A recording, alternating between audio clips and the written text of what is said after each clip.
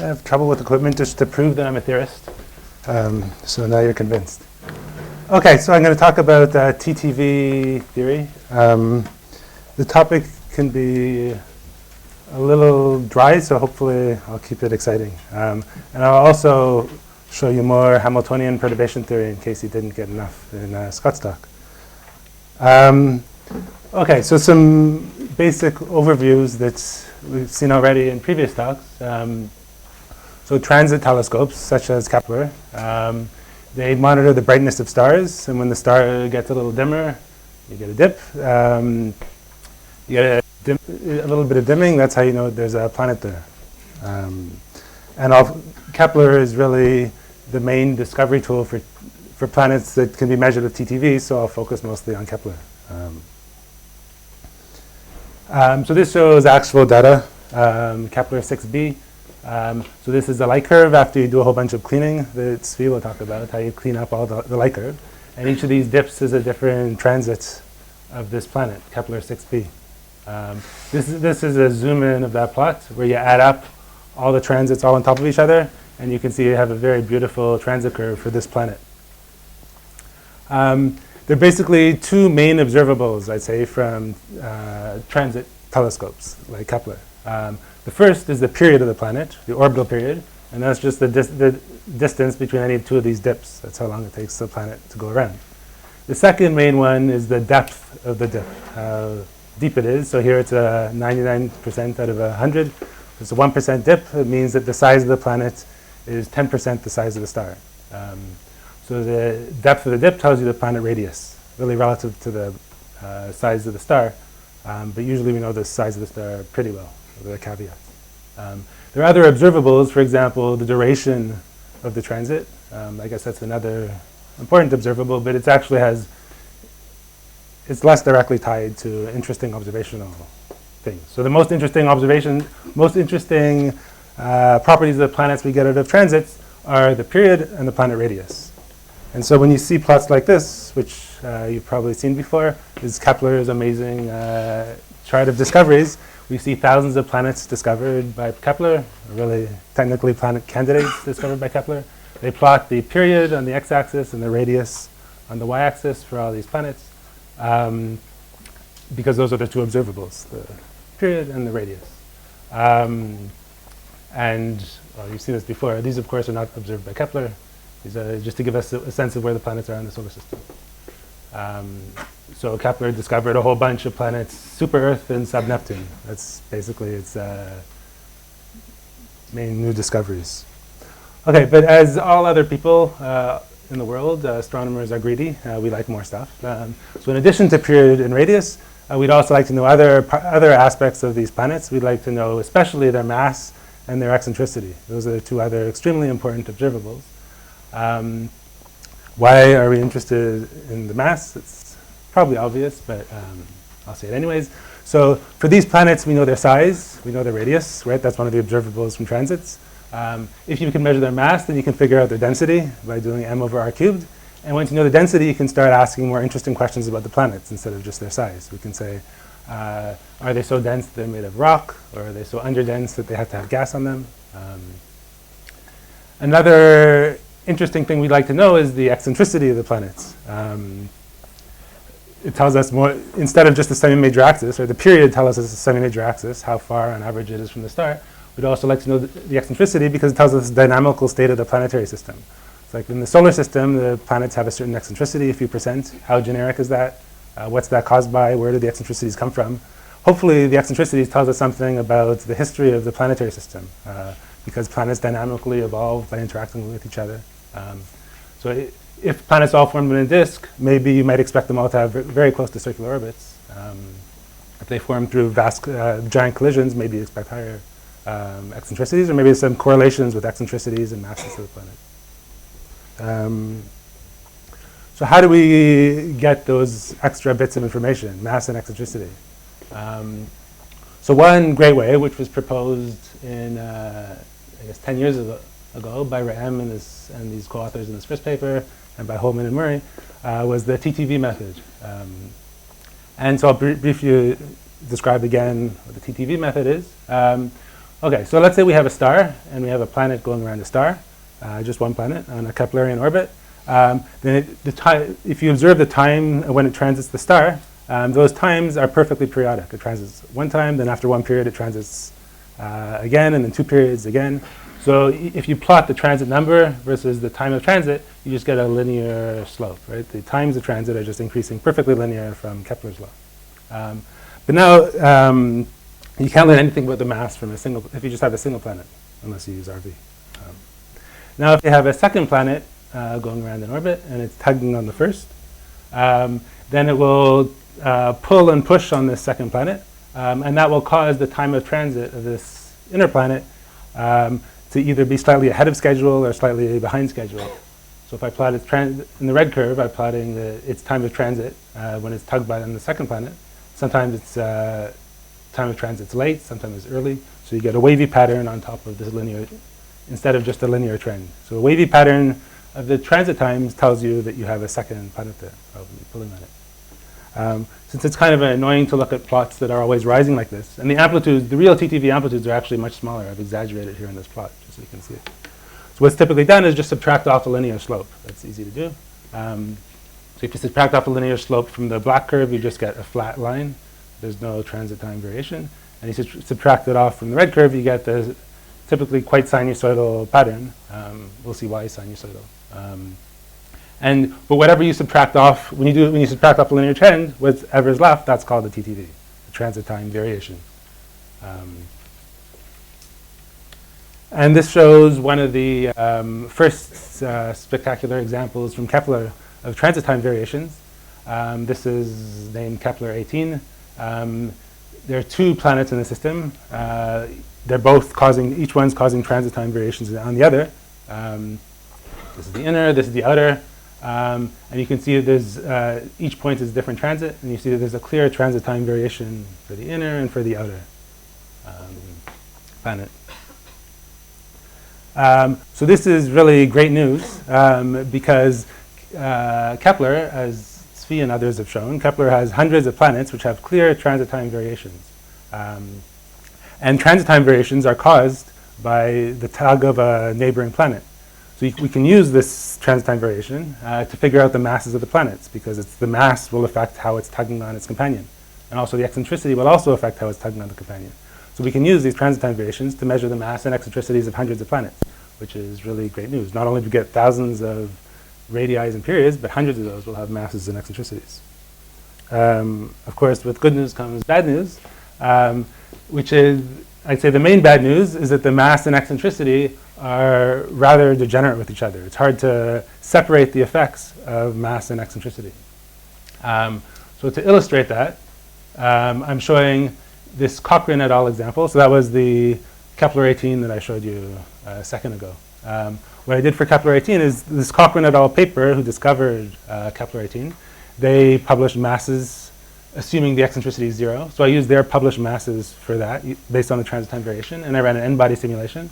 And this shows the transit time variations of the 2 planets. So the inner planet is black and the outer planet in red for those 2 planets out of the n-body simulation. But then I ran a second simulation putting the planets in at the same periods, same orbital periods. But now I made the eccentricity 0.1. So I boosted the eccentricity, and I made the masses 5 times smaller than what they were quoted in the paper. And this is the transit time variation. So this looks almost identical to this, which shows it's very difficult to disentangle the mass and the eccentricity. If you look carefully, you'll notice there are some differences. That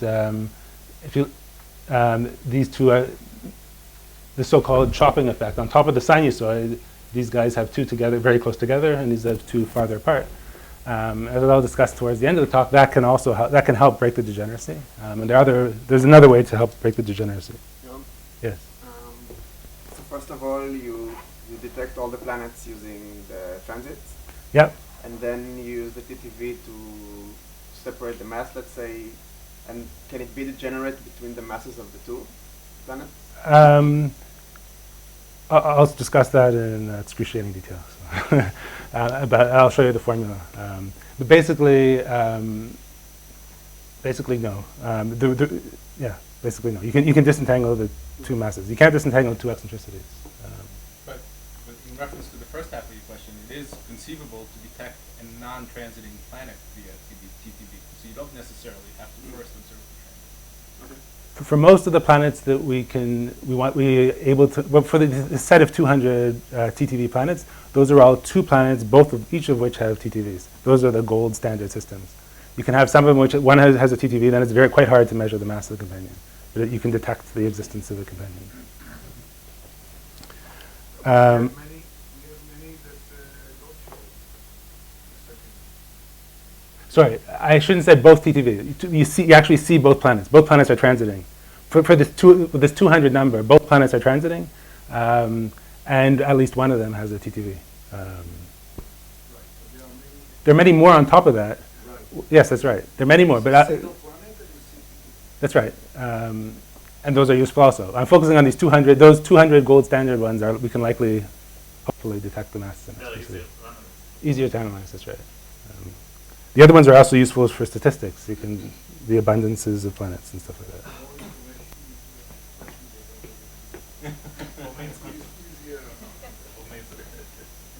Okay, so there was bad news, now there's good news again, which is that the degeneracies can be partially broken, and that's sort of most of this talk will be towards seeing how that works. Okay, so first I'll describe a bit in a hand-waving way of how you get TTVs into the sense of the magnitudes of the TTVs, and then I'll go into a more detailed calculation based on Hamiltonian perturbation theory and how you can actually calculate it.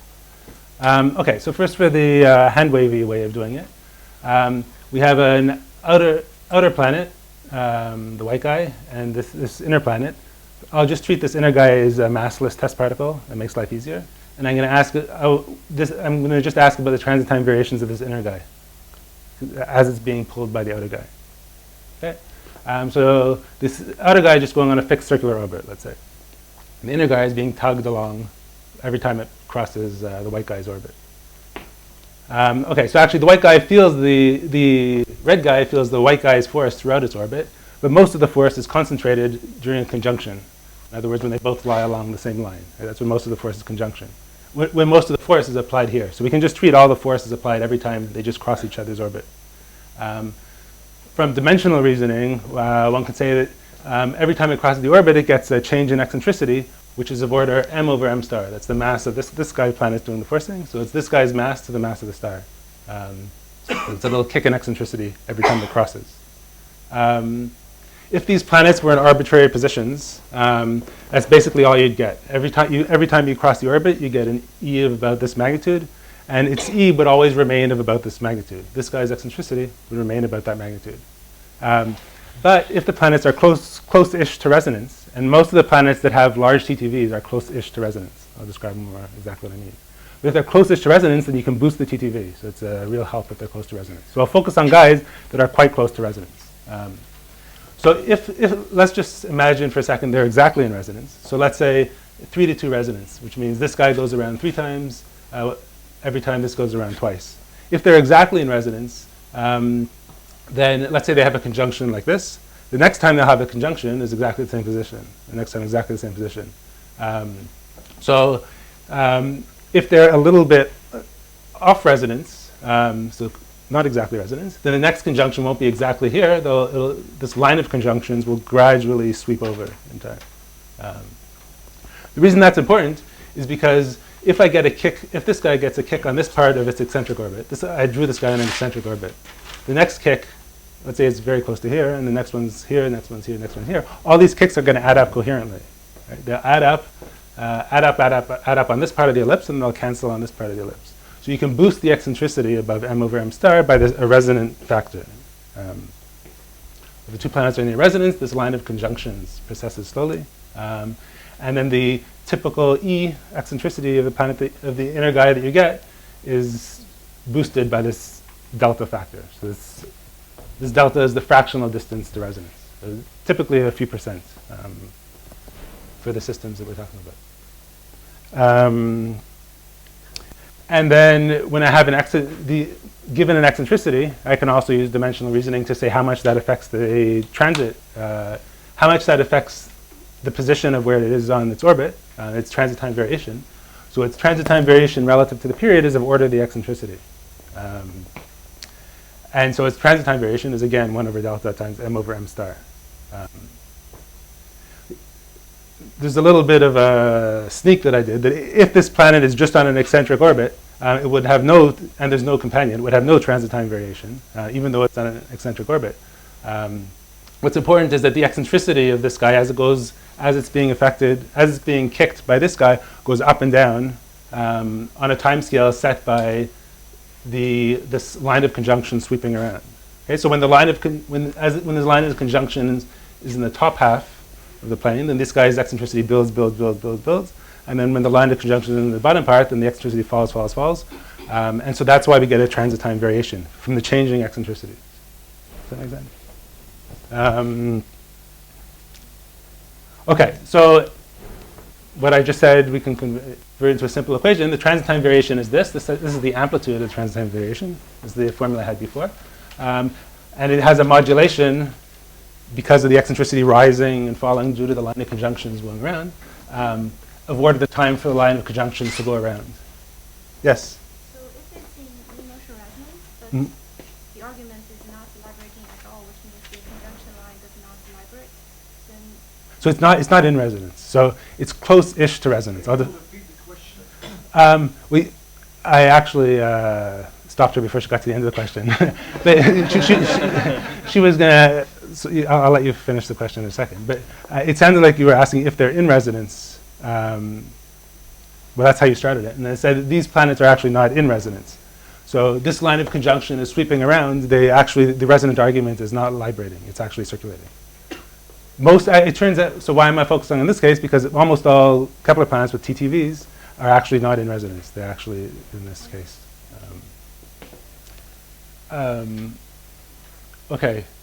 Right, and so this shows another example of observed TTV. And you see and the black is, I think, an n-body simulation. So you see there's this long time scale variation. Remember, each point is a different transit. So you get many transits, make this long variation. The time scale for this long time scale variation is p over delta. Again, p is the period of the planet, and delta is how close you are to resonance. So delta is typically a few %. So it's about 100 times the planet period, long time modulation. And then the amplitude is, again, what I had before. It's m over m star times the orbital period, and it's boosted by this resonant denominator. Yes? How come when delta is 0? That's the same question. So when delta is 0, then you're in resonance. So delta can't be 0. And there's a lower limit to delta beyond which you become in resonance. And then, so what happens is that you still get transit time variations. There are very few systems that are actually in that state. There's like 1 or 2. So I'm not going to talk about them. I'll focus on this system. They still get transit time variation. It doesn't blow up. It actually transit times, the TTV gets smaller again. It gets bigger as delta gets smaller, but then it gets smaller as delta gets even smaller. Yes? How stable is the proximity to resonance? Like How stable is? the proximity to resonance? Is the delta long-lived, constant in time? So the orbital periods of the individual planets vary very little. I'll show you in a second how little, but it's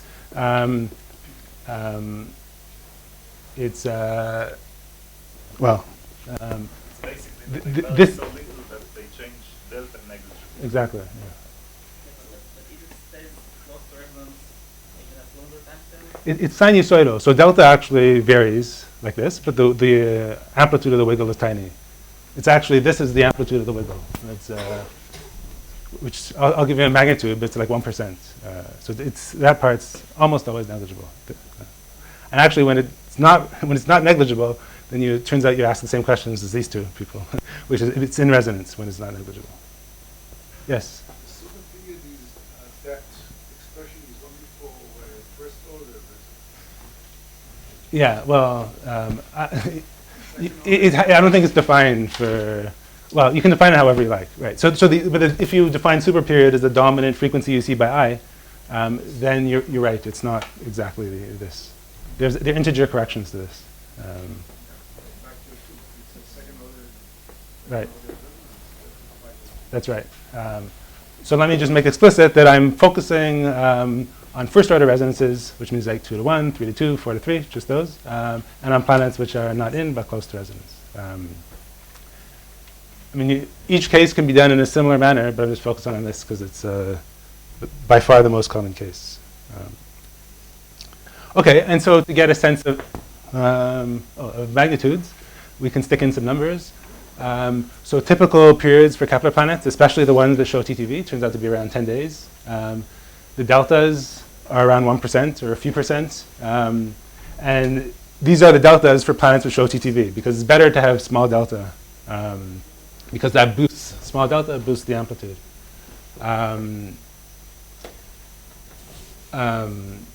Okay, and then the masses are typically around 10 Earth masses, give or take. So m over m star is 3 times 10 to the minus 5. Yes? This might be a question that's better left for the end, but I actually want to go back to the previous discussion and ask, why is it that many Kepler planets are near resonance but not in resonance? So actually, to zeroth order, what happens, if you look at the period distribution, I don't have a plot, unfortunately.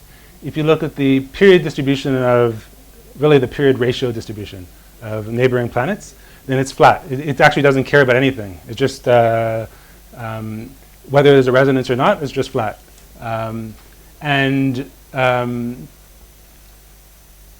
Yeah, so basically it doesn't care about resonance. And the reason very few fall in resonance is just it's a very, very narrow width. So just by statistics, it's a very narrow width. And there's a little bit of a twist to the story, which I'm glossing over, is if you look very close to resonance, there is actually a little feature that it's there's actually a pileup outside of resonance and a deficit inside of resonance. There's a whole story associated with that. That's very, very close to resonance. It's a very, very small number of planets just because of there's very little phase space there. So most of the planets are just randomly distributed. And this 200, when I say there's 200 with TTV, that's about as much as you expect just by randomly distributing them and putting them, looking at which ones have delta big enough to have, delta small enough to have a big enough TTV to be observed by, you see these error bars are sort of on the limit of observing, being able to observe this actual system. Right? If the error bars were bigger, you couldn't observe it. Yes? So how can you exclude that there are no other planets? I mean, this is something that always bothers me, TTV. Mm-hmm. You see the effect and you say, well, there is another planet. But maybe there are two planets. So it's always a concern. One of the best ways is to focus on systems where both planets show TTV, mutual TTV. If both planets are mutually TTVing with each other, then their TTV signals will be out of phase. And that's sort of a clear indication that their TTV is dominated by each other. For systems, yeah. So and those are most of the systems that I'll focus on. And then it almost can't be that there's another planet that's causing that unless you put it in just the exactly right position. There's only one very particular position. So it's always, yeah, it's an ambiguity. But for the other case, When you have one planet TTVing and one not, it's a concern. Well, so you also do know the super period. So once you see, if you do see the two planets, even if they're not both TTVing, you know P and you know delta. Delta is just how close they are to resonance. So you know the super period. So given the positions, if you see it has the right super period, then you say it's quite very likely that it's that guy that's causing it. The real dangerous case is if you see one and you just don't see the other guy at all. That's why I don't want to talk about those guys.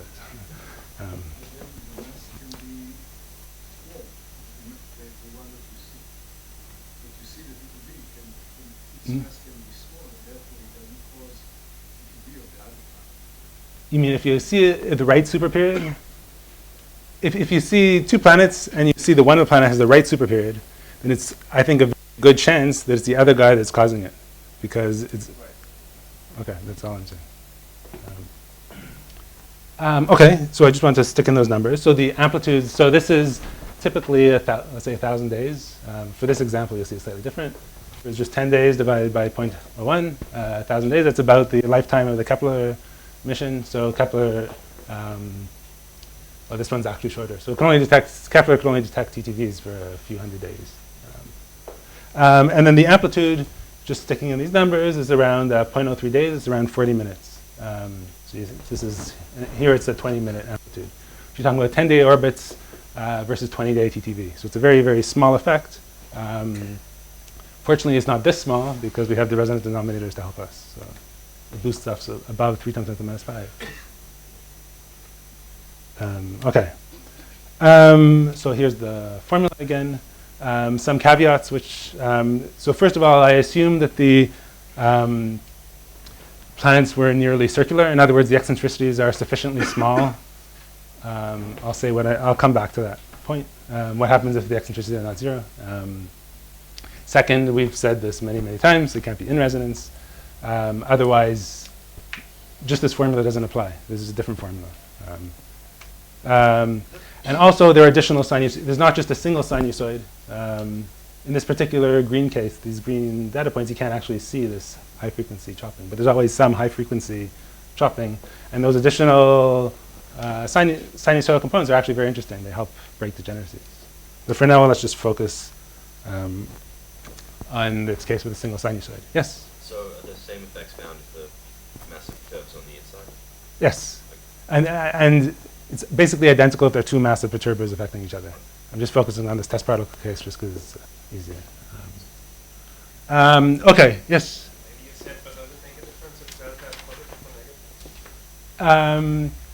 Does it make a difference? It doesn't change the amplitude. It doesn't affect it.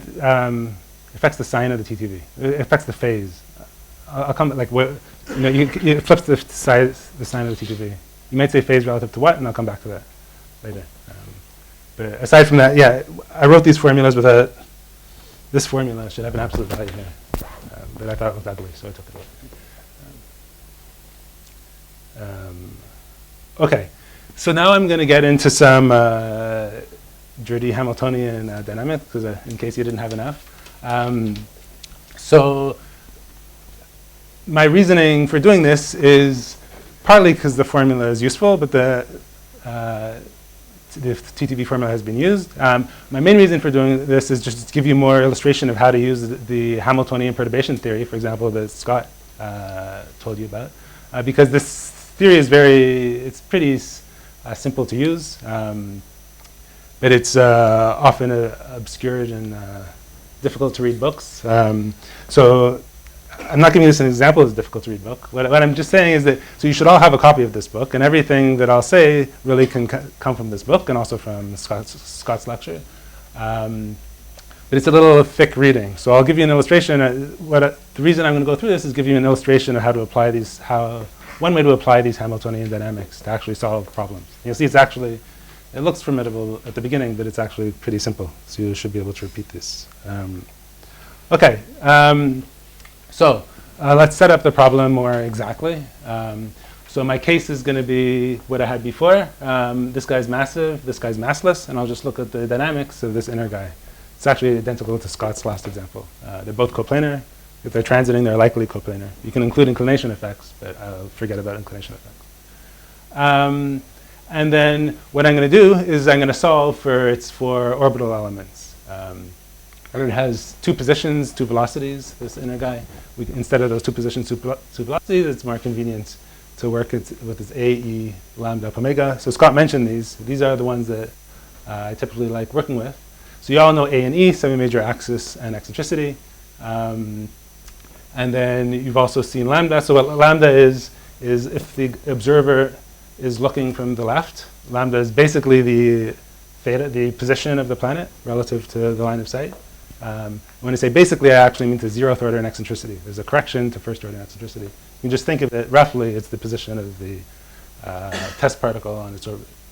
And then omega is just the orientation of the whole ellipse. So those are our 4 variables. Okay, and then let's set up the Hamiltonian. So first step is to set up the Hamiltonian. So as Scott showed, Hamiltonian has 2 parts. This is really just the energy that I'm writing. I really should not call it the Hamiltonian until you actually stick in P's and Q's. So I should really call it the Hamiltonian. So it's really the energy per unit mass. Since my test particle is massless, I divide through by the mass of the test particle. Just get the energy per unit mass. So this is just the Keplerian energy, minus gm over 2a. We've seen that before. And this is the planet-planet gravity, the binding energy between the 2 planets, per unit mass of the inner planet. And I also dropped the indirect term, which is not important. It's only important for the 2 to 1, which turns out. It doesn't change much if you put it in. So let's just ignore it. Okay, next step that I'll do. It's convenient for this particular problem to use units where gm star is equal to 1. As in Scott's formula, always GMC, G times the central mass all came together, so let's just set it equal to 1. That's minus 1 over 2a. Then G is 1 over m star, so this m prime becomes mu prime. And by the way, m over m star is often called mu, so, and m often refers to the outer planet. So prime is the outer planet's, mu prime is the outer planet's m over m star. A prime is the outer planet's A. And then all the ugliness is inside this R, this disturbing function, which is basically just 1 over R minus R prime. And as Scott said, what we can do is we can expand this 1 over R minus R prime in a huge Fourier series, which depends on the angles. So our two angles are lambda and omega. So Scott was deriving for you the Fourier series. I'm much lazier. So the way I get the Fourier series is I just look at the back of Murray and Dermott. So in the back of Murray and Dermott, there's a table. And you just have to know how to read the table. So you basically have to find the term that, since we're focusing on a j to j minus 1 resonance, a 3 to 2, or 4 to 3, or 5 to 4 resonance, this is the term that's relevant. You can read it off as the coefficients of the lambdas that says the j minus 1. So this is the term that's relevant. And I also assuming the outer planet's circular. If the outer planet was eccentric, there's just another term which looks similar to this, the omega prime. Now we just take this term, and then what Murray-Dermott tells us is what the coefficient of that sinusoid is, and that's the coefficient. So what all that is saying is that the disturbing if I focus on this this term, this j to j minus 1 resonance, I just take this and I put it inside the cosine here.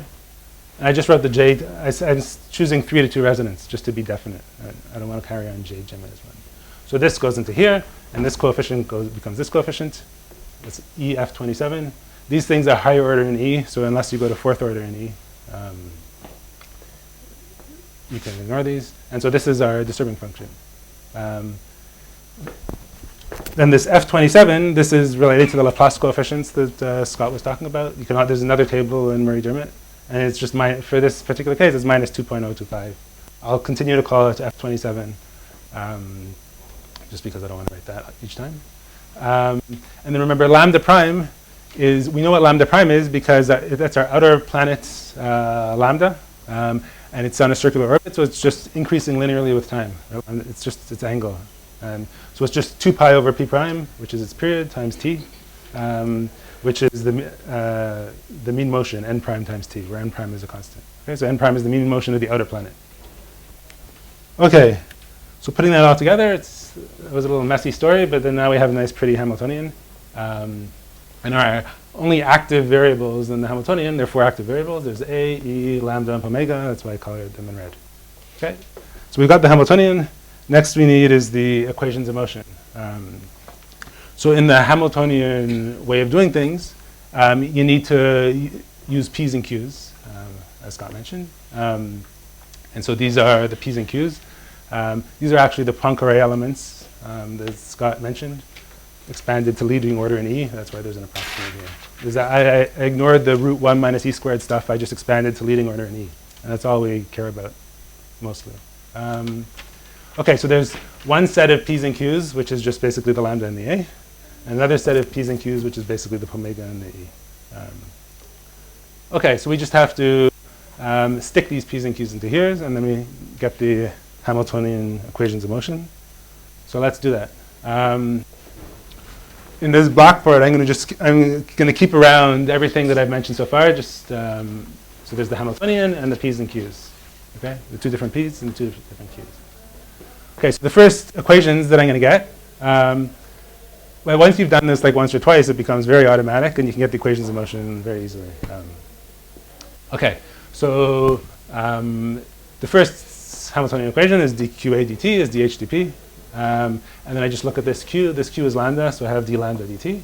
And then this p is just a. So it's just dh dA with this correction factor, because there's the square root. Okay, so I do dh dA. dh dA comes from the derivative of that guy. So it's 1 over a to the 3 halves, right? And then I'm done with this first equation. There is actually an a inside the F27, but it turns out that that's a very small effect because multiplied both by a mu and by an e, so we ignore it.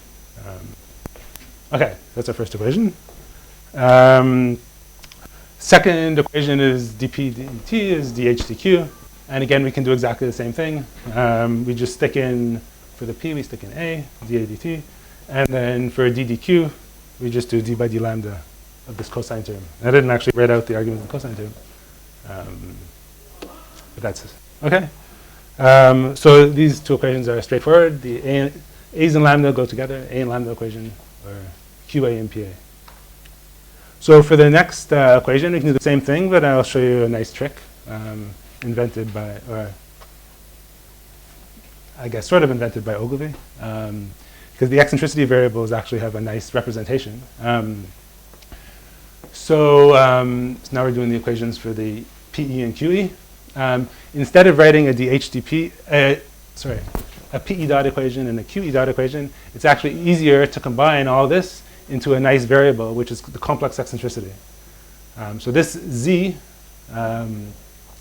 called the complex eccentricity, is just e to the I omega. It's a complex number. You combine these two variables, e and omega, that we're now trying to solve for, into one complex number. The absolute value of Z is just the eccentricity. So it's a complex number whose absolute value is the eccentricity, and whose orientation, or whose phase, is the omega, is the orientation of the ellipse. Okay, and so what's really nice about the Z variable is that there's a really nice equation or motion for it. I should say this is a bit approximate because I'm ignoring e squared corrections, but there's always a nice equation for it. It's just a little less nice than this. So the PE and QE equations combine into a very nice simple equation for the Z variable. So instead of two equations, we have one. And this dH dZ star is actually very easy to do because, so we have H up here.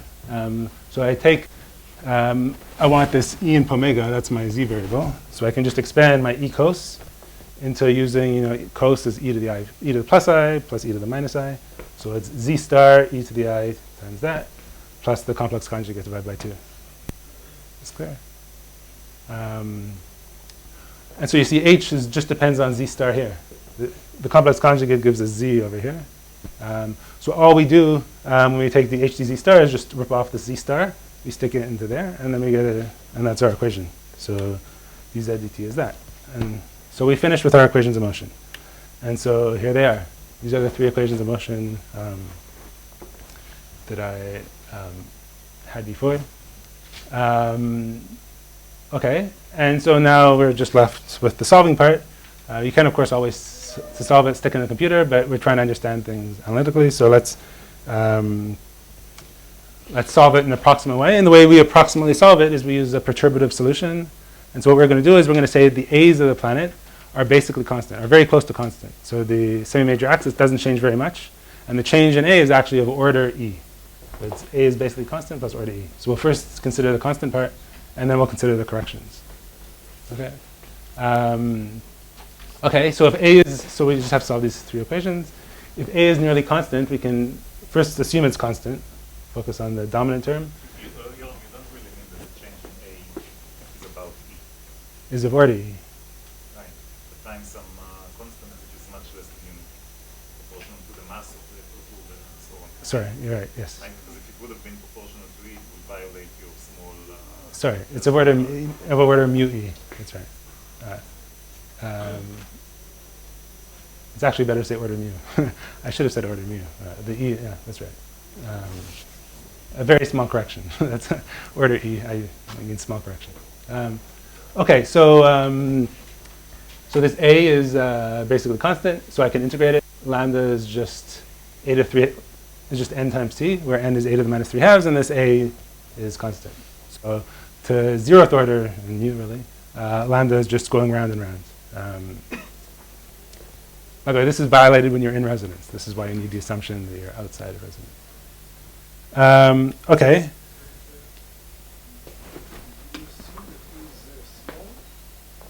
I'm assuming throughout that E is small. That's right.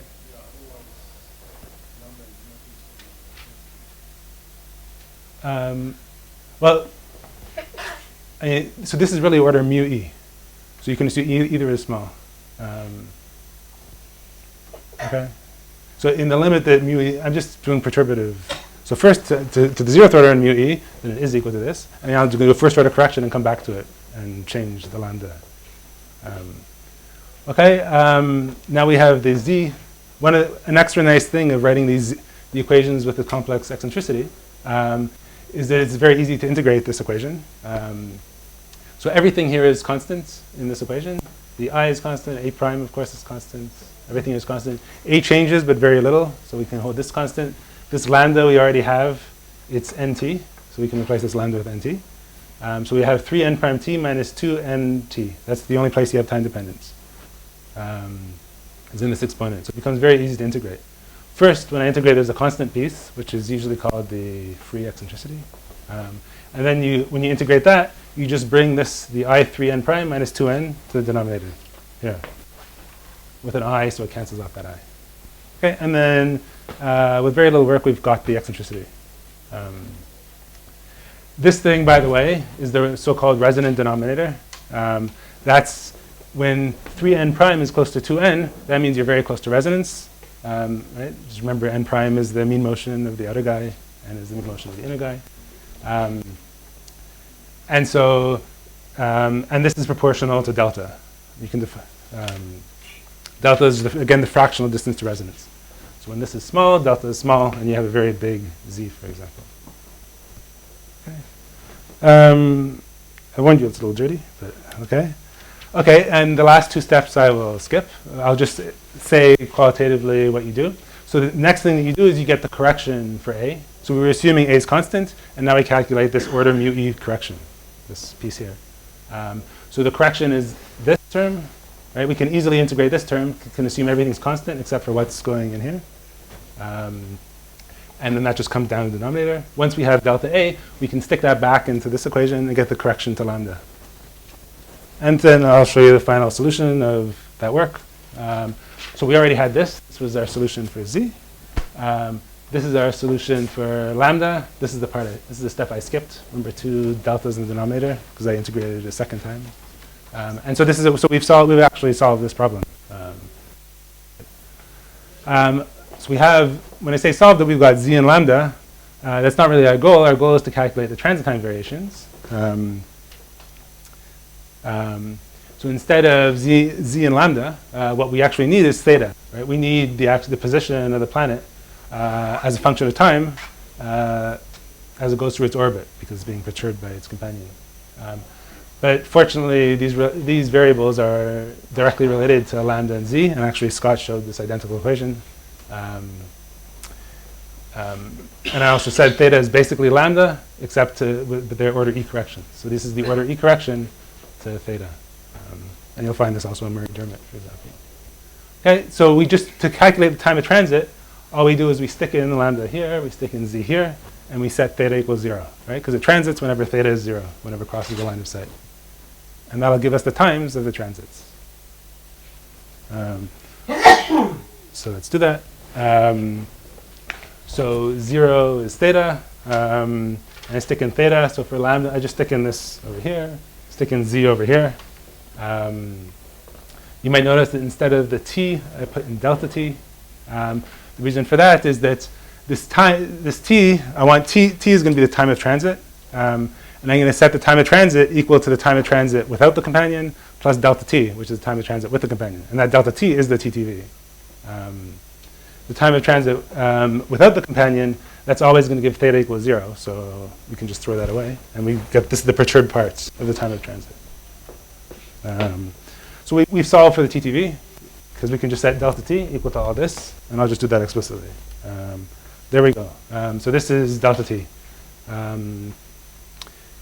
A couple caveats. I'm no longer carrying around the free subscript. It's just a pain to write it.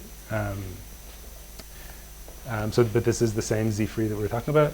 And there's an overall constant here, which is this Laplace coefficient F27 that it's a pain to carry around on the slide, but it's very easy to write what it is.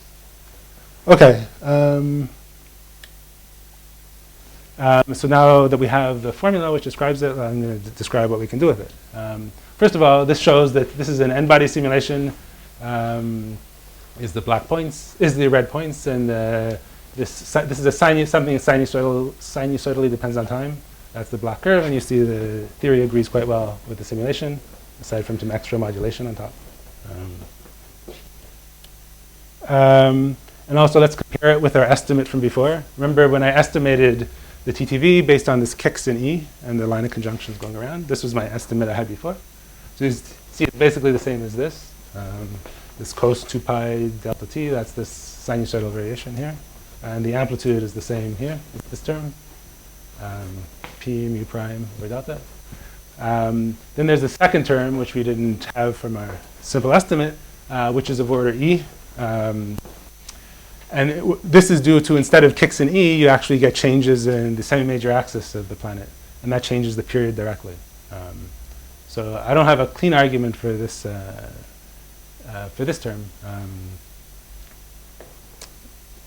I have a slightly messy argument, which I won't go into now.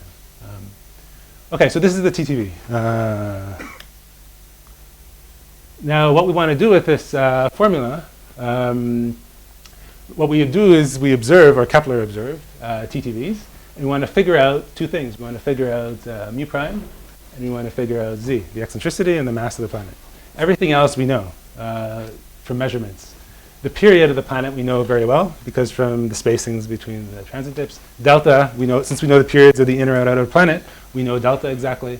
So all we do is we see this, observed TTV, and we want to figure out these two parameters, mu prime and e, or z. Okay, so let's start with the good news again. Good news is there's a big effect near resonance, as I talked about before. This delta boosts the effect of the transit time variation. So it's great that Kepler had so many TTVing systems because it allowed for many of them to be closest to resonance. If they hadn't observed so many systems, then it would have a very much smaller yield of TTV systems. Also, it's very, very sensitive to the eccentricity because you see, even though eccentricities are quite small, it depends on whether eccentricity is bigger or less than this number, which is a few percent. By the way, these formulas, I'm assuming the eccentricity is small compared to 1, so it has to be less than around 0.1, 0.2. But it can still be big or small compared to delta. So this term can be big or small. So this is actually very good news because with RV, it's almost impossible to detect small eccentricities. Whereas I'll show you with TTV, we can actually detect much smaller eccentricities than you can with RV. Okay, and here's the bad news. As I mentioned before, there's a strong mass eccentricity degeneracy, which you can now see directly in the formula. If I make the mass very big and the eccentricity very small, then I have the same TTV. Right? It's the same signal. So by observing it, you can't distinguish the two. And also this minor point I'd say is that the super period, the period that you see from the TTV actually doesn't tell you much information because we already know n prime and n of the planets. It does, although as we said before, it does tell you that the other planet is causing a TTV. So it's helpful in that regard. Yes? So in the formula in the previous slide, Mm-hmm. is Z star should be Z star free? All the z's are z-free. Okay, so does that mean TTVs would only give you constraints on the free eccentricity, but not necessarily on the whole eccentricity? Well, so this is a technical, okay. Yes, I will repeat that. Okay, so she's asking about z-free. So before I called it z-free, and now I'm calling it z. So just to be a little more explicit, the total eccentricity is equal to a forced eccentricity, which we actually know. We know what it is exactly. Whoops, where's my solution?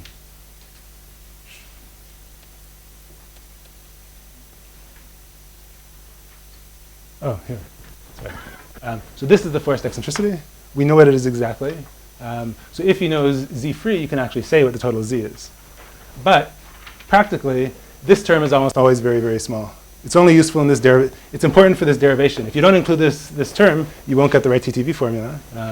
But actually, if you want to know the actual eccentricity, the z-free and z are very, very close to each other. This term is typically extremely small. It's around 10 times smaller than this one for most cases. So that's why I'm dropping the free subscript. So let's just think of z-free as being z from now on. Okay.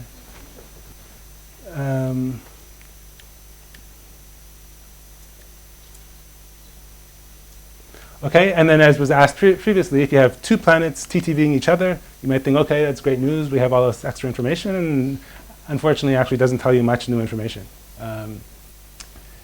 So first of all, the only real change in the TTV formula, now this is the delta T for the inner planet when both planets are massive. It's basically the identical formula, but you just have z star minus z prime star. I'm dropping Laplace coefficients. This is a bit of approximation. It just looks uglier with the Laplace coefficients. And it's not quite a coefficient of 1 and minus 1 here. But it's very close. But for all intents and purposes, this is how you change the TTV formula. And you're saying, okay, that's the TTV for the inner guy. What about the other guy? Well, the other guy is basically identical to the inner guy, just scaled by the mass ratios of the planets. So this is an example where this is the other guy's TTV, the inner guy's TTV. They're just out of phase with each other. So it's true you have more information if you detect the TTV of the other planet. But you also have a new unknown, which is the mu of the inner planet. So this does the new observable comes with a new unknown, so it doesn't help at all. Okay, so there's two ways to break the degeneracy. In the sense that you detected the mass of the other guy. Okay, but that's true. But it doesn't, in terms of helping breaking the degeneracy, and it's not detecting the mass because it detects a combination of max and mass. Right. Okay. Okay, so there's two ways to break the degeneracy. The first is the higher order wiggles, which I'll come back to. But let me tell you first another method, which is the first the first method that I applied when I used this, which is that there's a phase to the TTV which can help break the degeneracy. So the TTV, there's actually a phase. And you might say phase with respect to what? There's no origin of time in this problem. Actually, there is.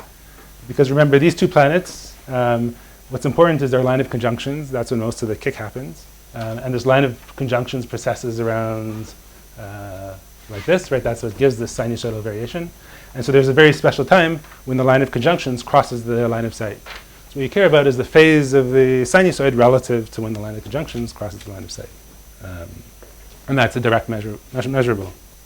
So let's see how we can use this information. So this is just a rewrite of that exact same TTV formula. I just split off this complex coefficient in this sinusoid. This is the coefficient, and I've also pulled out, I don't care about any of the constants. I only care about the dependence on mu prime and on e and omega. Okay.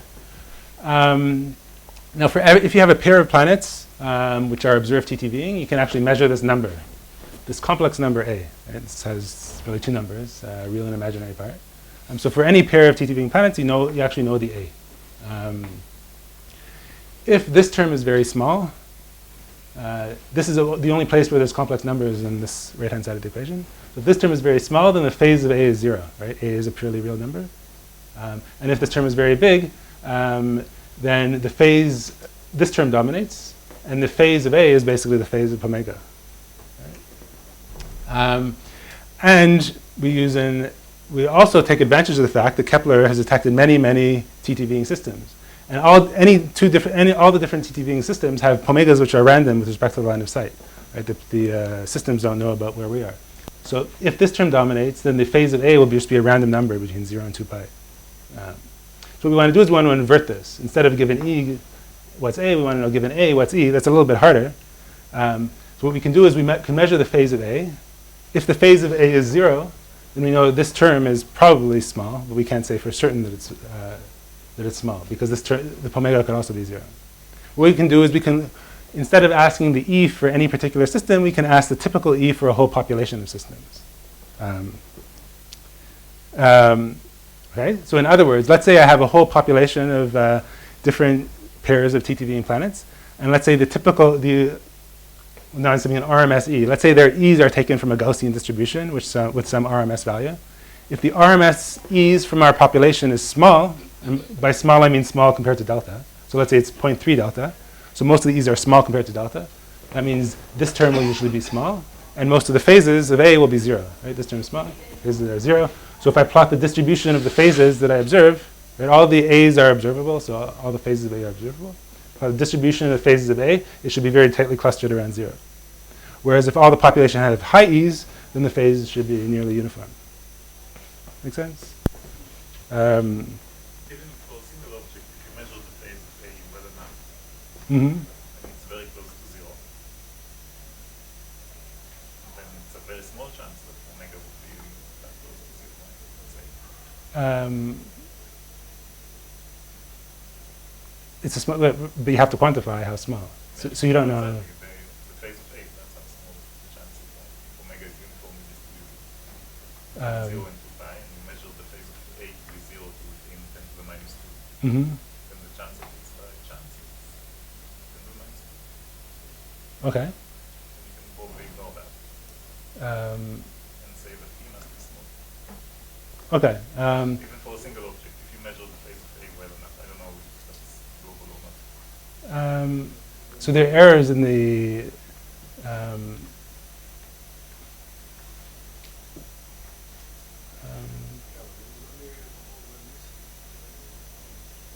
Yeah, but I know the probability.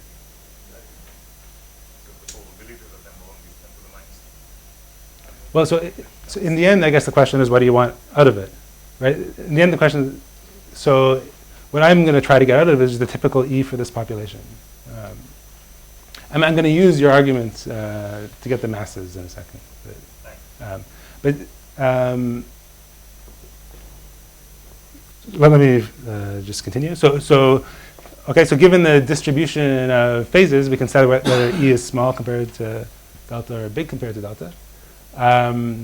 This shows the actual data. What we did is we took all the observed phases. So here, all the points here. This is a pair of TTVing planets.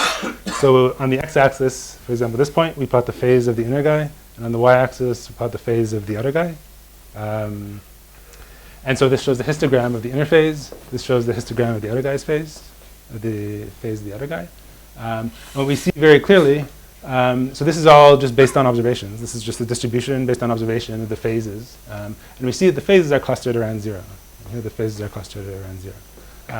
And so what that shows that the E's, okay, so now that's just basically observations, and now we have now using this theoretical formula, we can say that proves that the E's have to be small compared to delta, right? Because if E's were big compared to delta, you'd affect a flat distribution. And you can do it a little bit more formally and assume that the E's are drawn from Gaussian distribution with an RMS, and you can constrain the eccentricity of the RMS. You can get a number out of it, and this is what the RMS is. It's not necessarily a good assumption they all come from a Gaussian distribution, but this gives some sense of the typical eccentricities that you observe. So in other words, the eccentricities of the typical planets are around 2% with a very, very small error bar. And just to emphasize, there are really no assumptions in this, aside from the form of the underlying distribution. You don't care about the size of the star, you don't care about all kinds of stuff. But then you can use what Ram was saying, which is that similar to what Ram was saying, if you focus on systems which have 0 phase, then this term is probably small.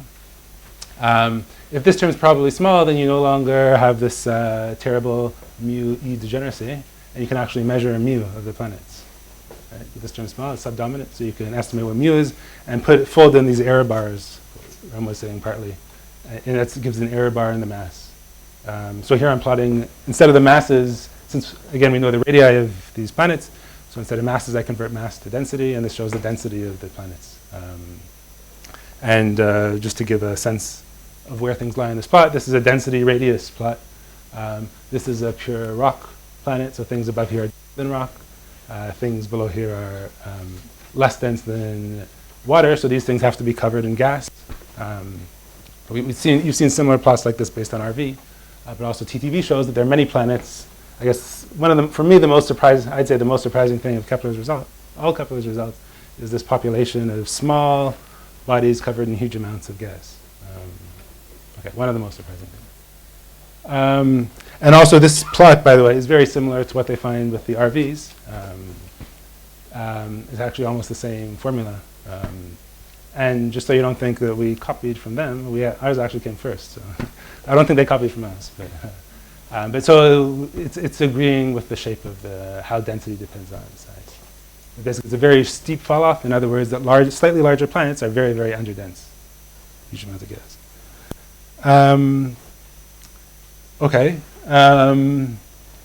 So let me talk. So let me talk about the higher order wiggles a bit. So I debated if I should do Hamiltonian stuff for the higher order wiggles, but I decided not. It's a little more hairy. I'll just sort of give you a hand-waving explanation of what's going on. So this shows the dominant term with a dominant sinusoid. If you include the higher order wiggles, it actually, from the analytic theory, those terms, you can basically solve those terms almost identically to the way I solved for this term. The only thing is, remember, the only difference is that when I picked out, remember, I picked out from the appendix of Murray-Dermott the term corresponding to 3 to 2 resonance, you have to choose also all the other terms. Even if a pair of planets lies near 3 to 2, then also the 4 to 3 resonance, the 5 to 4, all those resonances also affected. And the sum of all those other resonances give this extra, these higher order wiggles on top of it.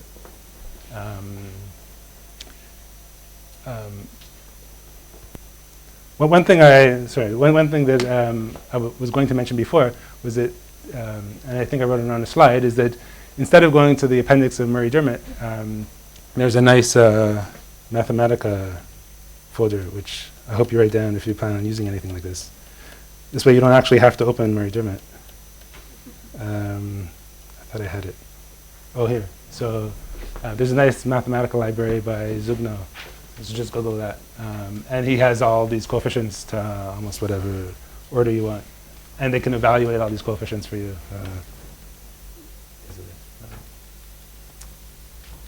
Anyway, so that's actually what we did to calculate all these higher order wiggles. Oops, not here.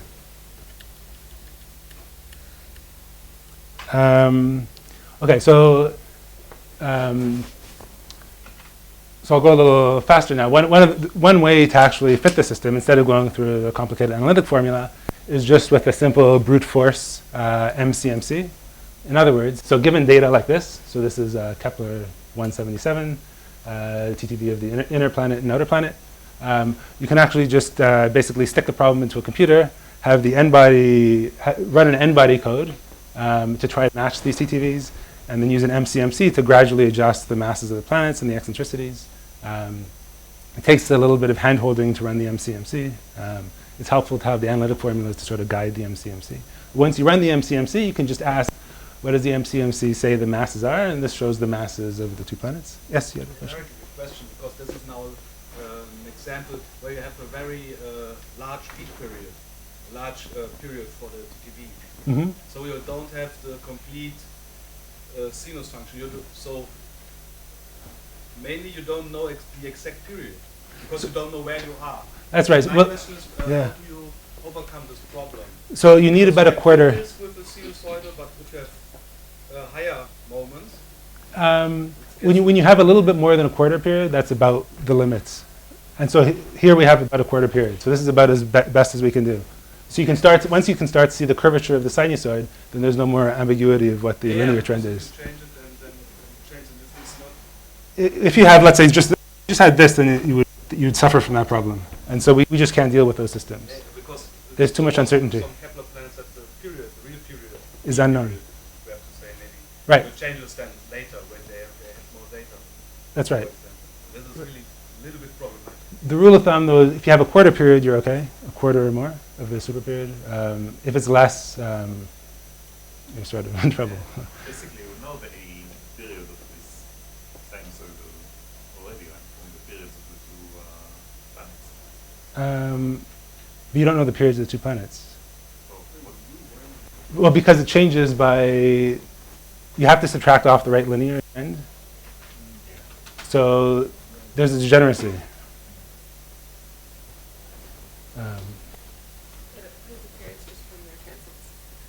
The periods is from the, okay, so remember then one of the first plots that I had, I'll just put it in the air. I had the time of transit versus transit number. It goes up and up and up, and you have to subtract off a linear trend. And it's not clear how much you subtract off. If part of that linear trend is due to the TTV, then you have this ambiguity. There was another question. Okay, so this shows what comes out of the MCMC. So you see you have fairly well-constrained masses, 5 Earth masses and 12 Earth masses. And it's not so surprising because this system, as you see in the data, there's quite clear chopping effect, which is picked out by the MCMC. Right, the solid line is the result of the numerical MC. One one of the MCMCs that best fit the data. And then we can actually see what's going on. Why is it, more detailed sense of how is it that the MCMC actually measures the mass despite this degeneracy. So what we can do is we can break up the TTV using the analytic formula for this term. So this is the term, this is the main sinusoid of the TTV, the super period, which we know how to calculate. Then this is the extra bits on top of it. It's all the 5 to 4, 4 to 3, etc. If you add this plus this, so this is from the analytic solution. This we didn't calculate. You add it up, you get an analytic solution here, which agrees identically with the n-body fit to all intents and purposes. But the nice thing of doing it this way is you actually can see how these two different pieces, we call this the fundamental, the main term. How these two, the fundamental and the chopping, how these two terms are constraining the masses. So this blue band, here I'm plotting the constraint plot. This is the mass of one of the planets, and this is the eccentricity of one of the planets. So this blue band here, that's the region which is allowed by this fundamental. So there's a big degeneracy because you can allow any of these masses if I could only detect this fundamental. But because I have these extra chopping terms on top, those chopping terms, it turns out, have a constraint plot like this. So they actually don't care about the eccentricity, this chopping noise. It just depends on the mass. And they intersect, and it agrees with where the MCMC falls. John? Yes? Could you find the higher frequencies via just Fourier transforming the signal? So I guess I'm not sure exactly what you mean. You mean take the actual data and do the Fourier transform? We actually don't have to do that because we know exactly where the frequencies are. Because once we know where the planets are, we know the super period, we know all the different frequencies. The hard thing is the amplitudes for these guys and the amplitude and phase for this guy. Okay.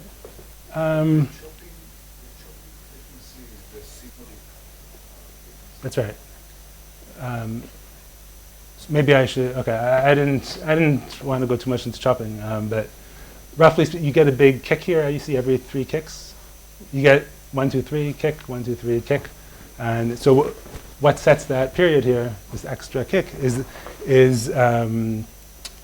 when the planets cross each other in their orbit. And they get a big kick when they cross each other in the orbit. So they cross each other here, here, well, yeah, here, here. That's why you get these kicks. Okay, and so let me just compile. So a student and I did a... Taken into account in the main sinusoidal, but the SMIL.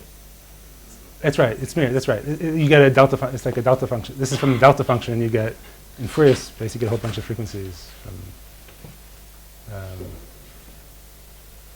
right. And in between, basically, there is no TTV, but just 2 different periods that are fixed for that 3 events. That's right. That's right. You can look at the large one as a lowest Fourier component of the... okay, so what we've done is we ran MCMCs and part of this analytical analysis on not quite 200, the 200 TTV systems. We did 72 planets. Some of them, there are all kinds of reasons why we had to throw out some planets. And this shows the mass radius plots that we get for ones that we can constrain the mass. So these are for systems where the MCMC tells us the answer. And we check that we believe the MCMC's answer.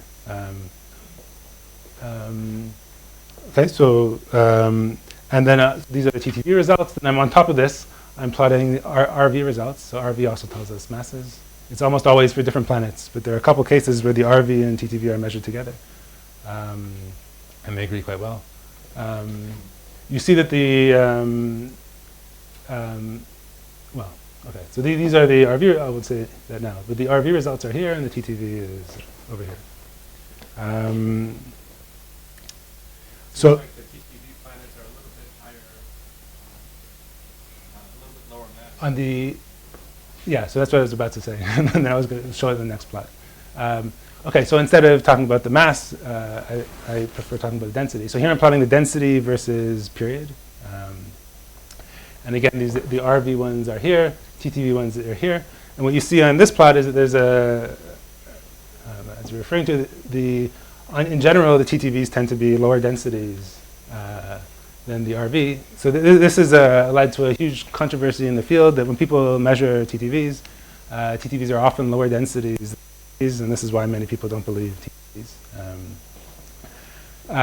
But it's actually, when you plot it versus period, you can start seeing why they tend to be systematically different, is that the TTVs just tend to be further away from the star. So it's quite consistent with a picture that seems to be emerging that the planets that are close to the star with small periods have been photoevaporated.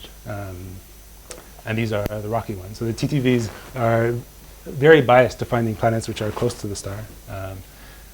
So I don't remember what I said. The RVs are biased to finding planets close to the star, and actually it turns out TTV gets easier and easier to find further from the star.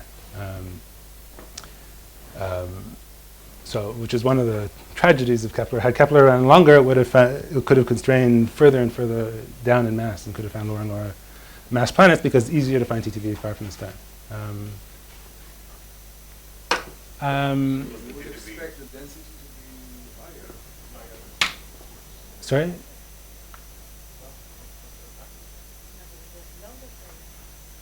Sorry? No, I think what you said doesn't make sense. Say lower It doesn't make density, sense. Longer periods, so longer periods I'm further from the star, so if I have, it's less likely to be from evaporation. That's right. So these ones. Okay, fine, okay, good, fine. Should I just say, because maybe everyone else didn't. So one possible picture is everybody had the same density. This is a possible picture. Everyone was this density, low density, all covered in gas. But the ones that were close to the star are photoevaporated, and they just their cores remained. Yes? Why the error bars are larger towards the lower distance for many cases?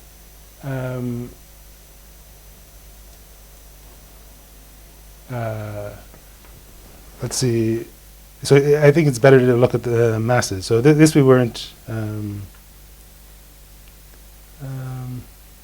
let me first see the masses. So the reason. So one of the main. I think the main error bar, in general, for the density is actually the radius of the star, which is a pain. But so we'll know that soon. But it's for this whole method, what we can measure really is the masses, not the density. So if we look if there's any trend, you were saying lower density has bigger error bars. So you say lower mass has bigger error bars. Maybe. Yes, well, because you have a constant L in the mass. So for lower mass in low, it looks like a bigger L. Yeah. Something like that. Yeah. I mean, it's not constant at log. These will all be zero, but it's something like that. Yeah.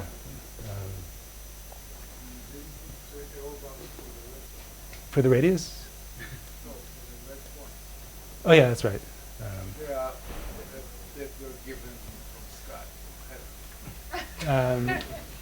Yeah. Well. There's no L bar. They measure it accurate in 10 points. So okay, to answer your question seriously, so how big? I'm thinking, how big are the error bars compared to ours? It's about comparable error bars. I mean, we just didn't do it just not to clutter the plot, but the error bars are typically about comparable. I don't know. Dave might know. That's just not true. What's not true? The error bars are not comparable. Oh, they're much smaller, you'd say? The RV. Okay. Many of the RV determined masses have errors of 15%, which is just not true. Many of the RVs are. Well, many of the TTVs also have, like these guys have much smaller than 50%.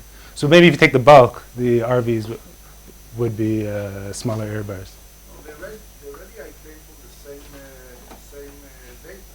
So I'm not talking about radius. I'm not talking about radius. I'm just talking about the mass. Just the mass error bar. The mass is very different. So that would be the hierarchy of Well, okay. So I guess the one statement you should believe is the RV has typically 50% error bar, let's say, and you can just compare on this plot what you see. No, it's not typical, but the point is below. I think the specific statement is below 2 or 3 times. Mm-hmm. There are of order 10 planets measured by RV with masses of 15% or better. Okay. To my knowledge, there's only one TTV planet, Kepler 36T, that meets that criteria.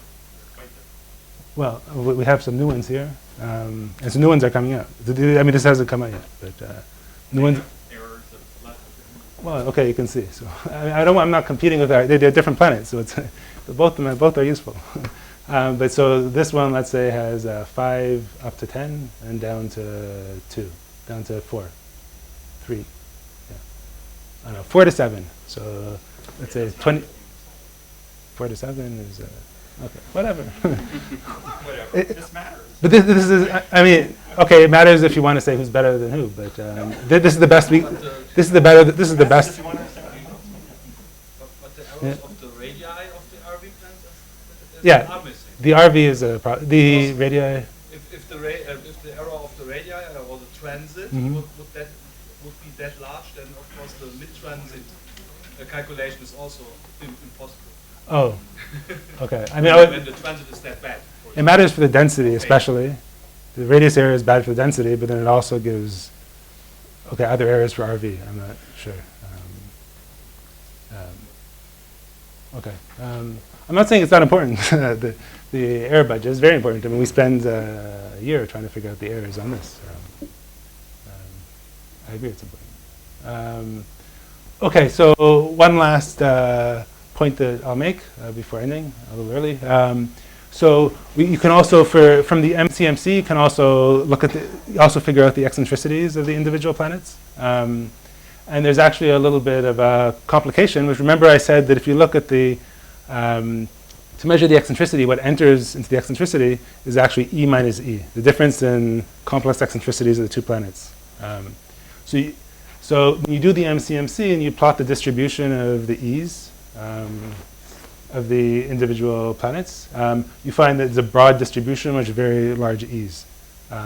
And the reason is because, or a different way of saying the same thing is the TTV can't constrain the eccentricity for the individual planet. It just doesn't know what the eccentricity of the individual planet is. All it knows is the difference of the eccentricity.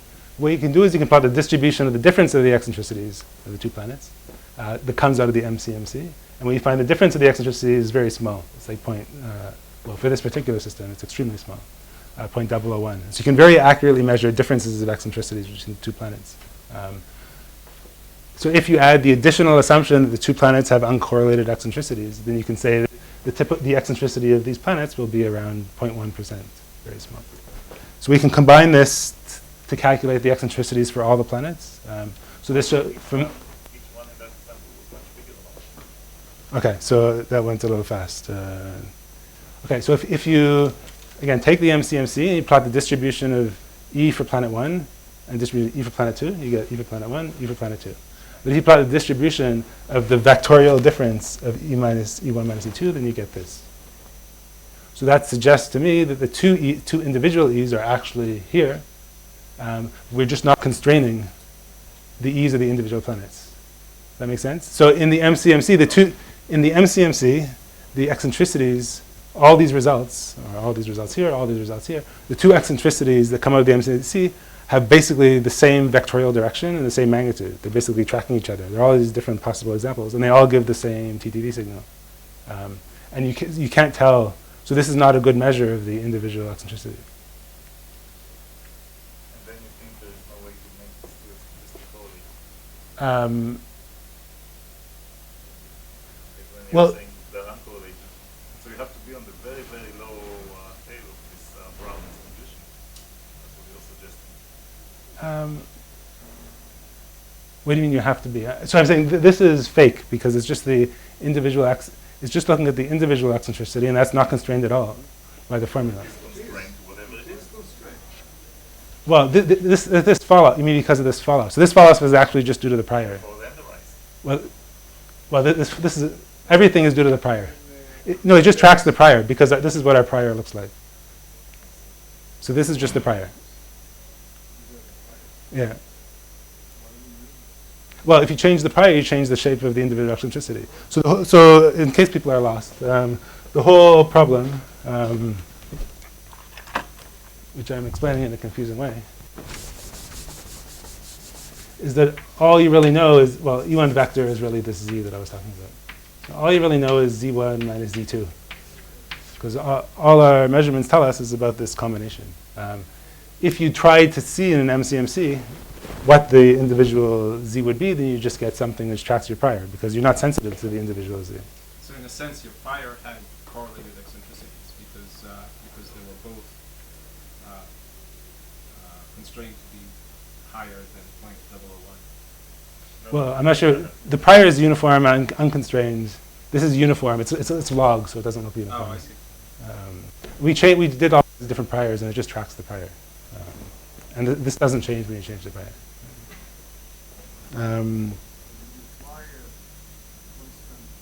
We've tried all kinds of different power laws. This tracks the prior. So it doesn't tell you what the, it's impossible, it's just because of this reason you can't pick out the individual eccentricities. Okay, so let me just show you the final picture. This is the eccentricities that come out of this exercise from all these systems where we can measure their eccentricities. This is the distribution out of the MCMC.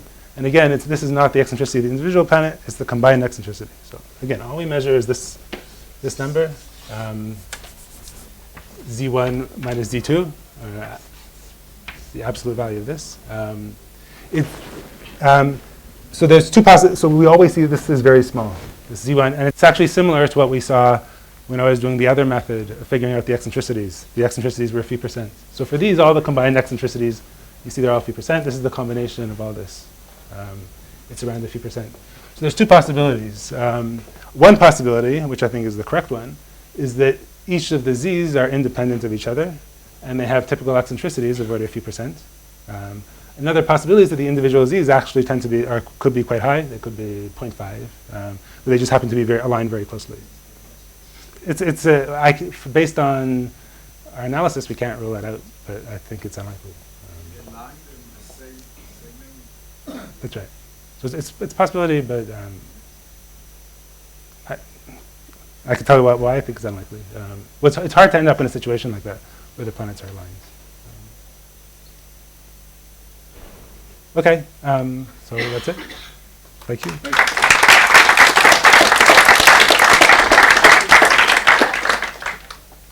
Additional questions?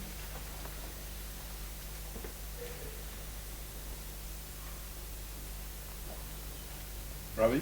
What's that, the peak and in point A? Sorry? You have this small peak at 0.8. Oh, it's dominated by this guy. We just added up the histogram. It's not a very correct way of doing it, just adding up the histograms for the individual planets. So it's not, I should say it doesn't look quite Gaussian. There seems to be a tail at higher eccentricity. But when he's doing a proper analysis. Yeah. Do you have tried to combine this with transits, or for example, secondary, search for secondaries? Well, these are small planets. Yeah, So but maybe or where the limit is, maybe that way, or something like transit shape variation. Of course, it's at the moment more or less a theoretical limit. Transit shaped. Yeah, because you have the asymmetry because of the changing velocity, for example, and some other stuff. If it's eccentric. If it's, the speed is changing. you mean from the back side and the front side? Yeah, the speed of the Oh, throughout the transit. These are all. through the transit. So It's you, more yeah, theoretical. of those course. are all. Maybe we get sometimes But it's a tiny effect, right? What is that? Mm-hmm. The change in the duration of the transit will be less than 1%. Yes, sure, but this is a theoretical. It would Because be it's at the moment it's not the mass possible. ratio of the planet, so it's 10 to the minus 5 divided by this delta, 10 to the minus 3 would be the change in the duration of the planet. Not the change in duration in the symmetry of the transit. The difference between It changes the shape of the transit because of the speed change. Oh, It will not be symmetric. This is really theoretical. yeah, because if E is pretty large, you will see some, but even that. And they haven't seen it for, I mean, for Jupiter's, they've seen, these small planets, they're barely detected. So it's hard to, it's hard to get the shape.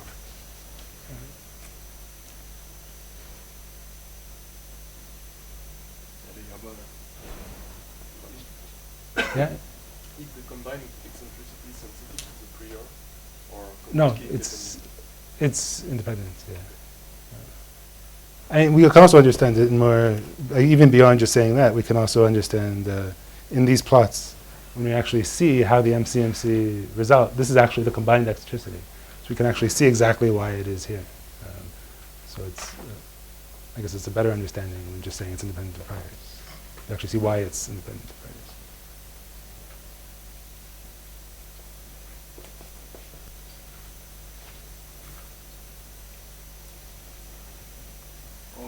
Okay, so we have another break here, an explanation about what happens after that. It's listed as tutorial. It's free form, which means that if any of you have a question that you want to pose to any of the speakers that requires a little bit more